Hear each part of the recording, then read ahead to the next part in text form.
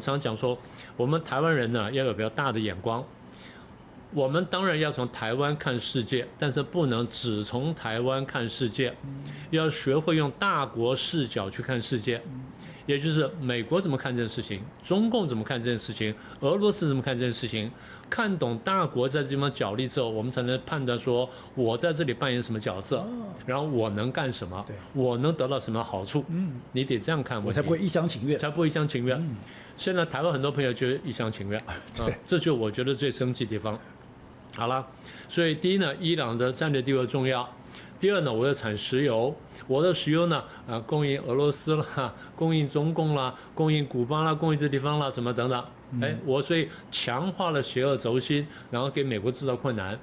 同时我伊朗呢，因为我钱多，那再怎么样我钱还是比较多，所以呢，我在这边对抗以色列。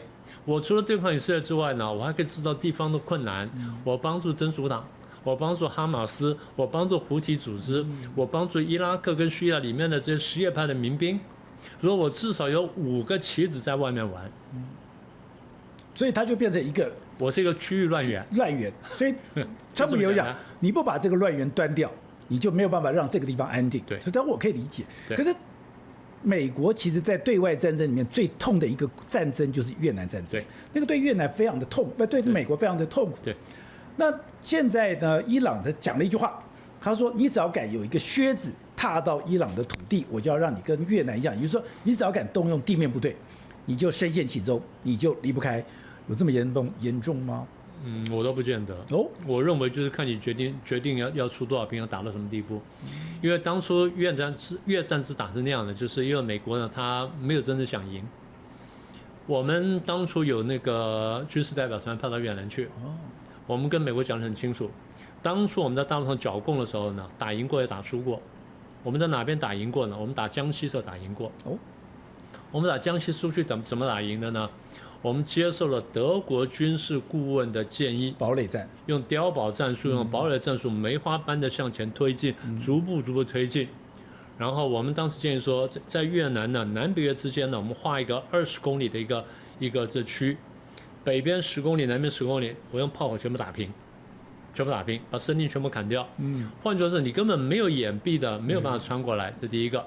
然后呢，这边用地雷用重兵守好，这第一点。第二点呢，就每一个省呢，南越的每一个省呢，你要对内打，不许对外打。就是里面的共产党，你往里打，不许往外打啊。这第二个。第三呢，轰炸胡志明小径。我们的这个团呢讲得很清楚，美军说不用，谢谢你们的建议。谢谢你们建议 ，We'll be home by Christmas。我们在圣诞节以前就会回就打赢了，就要打了多久？打了5、6年，从1965年打到70年代，然后最后呢，在尼克森情况下呢，才灰头土脸离开。所以今天就是你要不要汲取当年的教训？你是要怎么打？你是不是能够下定决心很快就打赢？当时北约自己的内部承认，美军再炸3个月，我们必须投降。你就那3个月撑不下去。今天就是你在伊朗你要打到什么地步？其实你仔细看，伊朗当然有它强的地方，但这么强国家它有它的弱点，你是不是能够打到弱点？譬如说哈格岛或哈尔格岛，它就是一个弱点。然后旁边有几个岛，它有一些这些防空兵力，以美军力量完全可以打这些地方。所以你说你不用全面进攻伊朗。所以你说至少这个荷姆斯海峡这个地方它是可以控制的，是只要它能够控制荷姆斯海峡，它就等于说在这个战争里面取得一个优势地位。对，那当然现在就是说，我上次不是讲了吗？美国跟以色列呢，在伊朗呢有上中下3策，上策就把神权政权打掉，中策就是消灭你的核武力量跟这个飞弹跟无人机的力量，下策就是只把核武力量拿掉，或者一点点飞弹能力拿掉，这是下策。美国认为大概中策以上的他可接受，但对以色列来说呢，最好是到上策。现在我猜就是美国跟以色列的商量，我们是不是必须走到上策？我猜美国现在慢慢会想走到上策，也必须打掉神权政权，整个断掉。那怎么打呢？以色列影响很清楚了。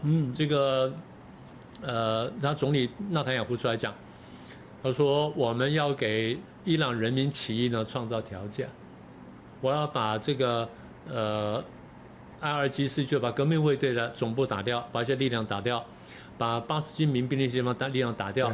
当把这些力量打掉之后，老百姓不怕镇压的时候，他就起来革命了。是，这个对美国跟以色列来说可能是最好的状态，所以他们在往这一边走。可是现在情况是乐观吗？特别最近一个 F-35又被打下来，看起来他的飞弹部队还是持续的、啊。是，但是你如果看他，因为美国也发布了伊朗这个开战这18、19天以来，他发射飞弹跟无人机的数量的变化。对，这几天你看了有上升，表示说他有一定的实力在。问题是他还有多大的实力，还能撑多久？只是这样。也就是这个东西啊，其实要靠什么呢？靠很准确的地面情报。那这个就不是我们能猜得到的了。对，他到底掌握什么情报？不过在这个荷姆斯海峡过程里面呢，就川普就蛮生气的。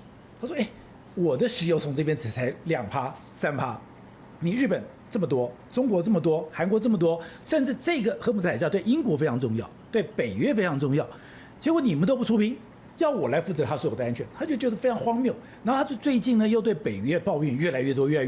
那越来越多的状况下，当然讲说，甚至他的幕僚有一个讲说，我们有可能北约，你说撤兵退出不可能，可是他会不会慢慢淡出整个北约，让的北约的这个所谓的北约的旅特吧，他紧张的非常密切。他说你不要忘了，北约没有美国的保护，我们是活不下去的。他也看准了。那川普在交易的艺术里面不是讲得很清楚吗？我觉得极限施压。我的极限施压，我不但施压敌人，我也施压盟友啊。因为美国跟北约的欧洲盟友关系呢，将来我们会另外专门谈一下，因为它是一个很有趣的话题。但今天不能说了。美国跟北约是同盟，那我们要问一个问题，就是一个国家怎么选择同盟？比如说宝杰兄，你怎么选朋友？你有什么标准？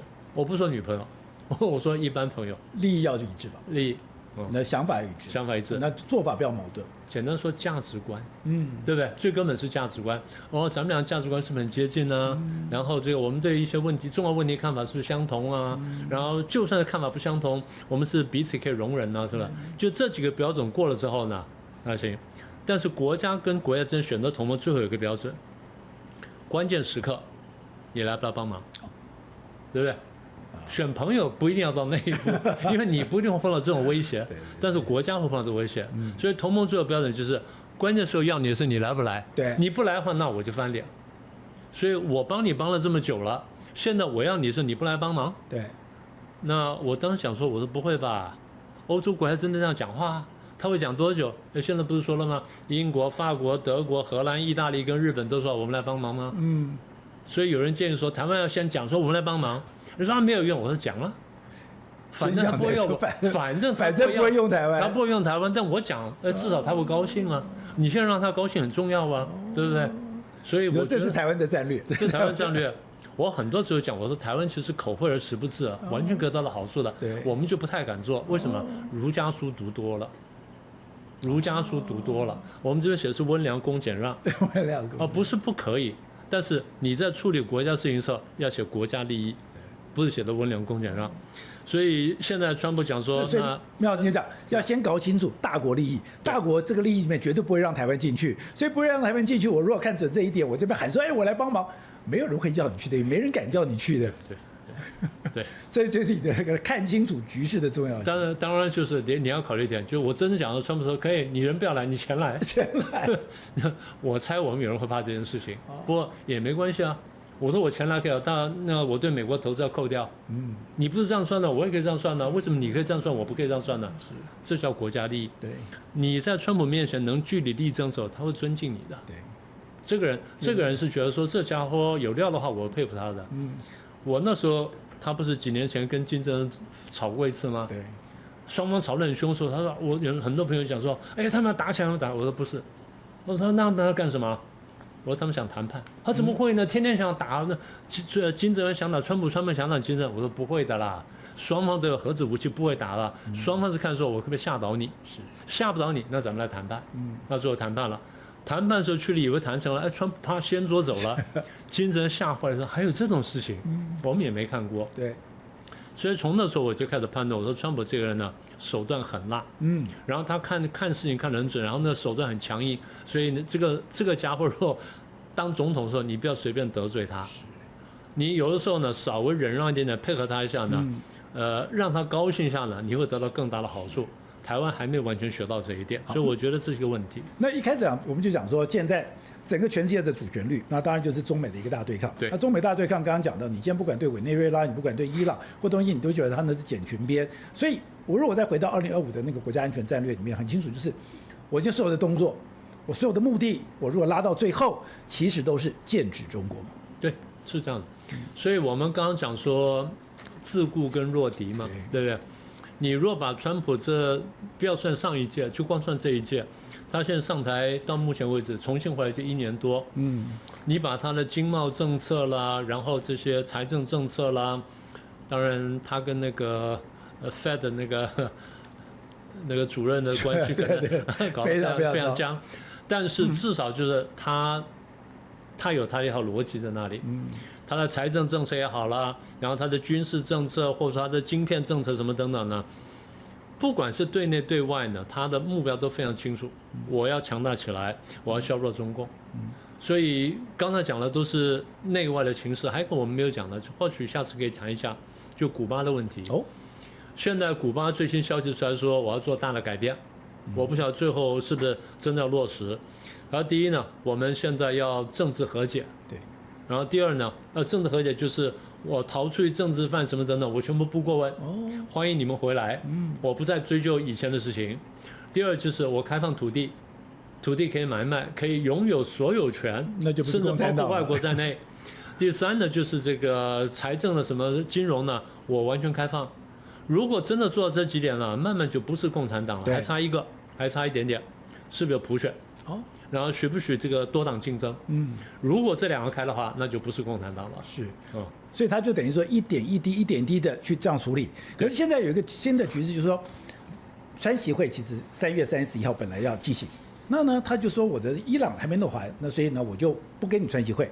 那大家讲说，你川习会跟伊朗是什么关系？你都跟高市早苗见面了，你跟高市早苗可以在你伊朗的时候见面，为什么你跟习近平的时候一定要在你伊朗搞定了以后你才要见面？难道伊朗的这个事情跟你跟习近平见面两个是一件事吗？倒不是一件事，但是说关联度很高。我跟高市早苗之间为伊朗问题关联度不高嘛？川普逻辑是这样嘛？那伊朗是你小弟，你帮了这么多年。我去年去炸他的时候，你又偷偷去帮他，那现在我又去炸他了，我看你帮不帮他？我现在正在看你在干什么，我在看你在干什么。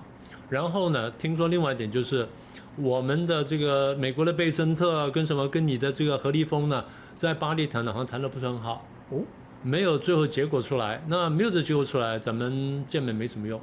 所以谈出结果来，你给我个满意答复呢，我才来见你。对。否则见完之后呢，这个贸易协定也没签，然后你也没有多买我的这个黄小玉，然后这个我也没有开晶片，然后你的稀土不给我，那我来谈来干什么？就是你一开始谈到第一次他们两个谈中国画了一个大饼，结果中国画了一个大饼以后，我根本没有执行，我执行了50%几而已。那他有这个教训，就是说我不能确定你的执行，我不能确定你最后的结果，对，我就不跟你见面了。对，就除非就是至少我要拿到一个关税协定。那你落不落实，我再慢慢追。那如果连关税协定都签不出来的话，那我见你干什么？因为对川普来说，习近平是没有连任压力的，坦白说比较小。对。川普川普没有连任压力，但他有其中选举压力。11月就要选，所以他在7、8月的时候呢，至少要把一些事情弄出个眉目出来。弄不出来的话，他那选举很难搞，因为大家都知道。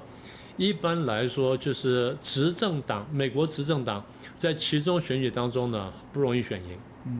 川普上任经济搞得很好，都没有选赢，所以这次这种情况，他如果没有把握的话，他宁可不去大陆，因为否则可能丢分会更多。因为会变成说，第一我拿不到东西就算了，如果习近平再倒打我一耙的话，那我其中选举大败，我是更惨，所以。反而不如不见比较好。